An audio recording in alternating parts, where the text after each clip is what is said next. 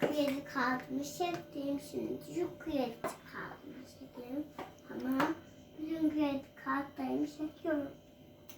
Bir varmış bir yokmuş. Evvel zaman içinde, kavga zaman içinde bir babam bir kelebek yaşanmış. Arkadaşlarıyla oyun oynamaya gidiyorum. Aa, bu da kim? Pembe bir kelebekmiş. Ondan sonra da vücutum giyeyim de onunla oyun oynayayım. Ondan sonra Milkor da gelmiş. Gel Milkor. Seninle oyun oynuyorum. Ama oyunumuzu boşlanmışsın. Sen evine git.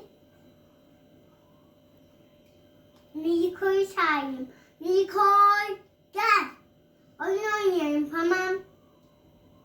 Ondan sonra ona teşekkür etmiş. Hızlıca kardeşim. Merhaba gel.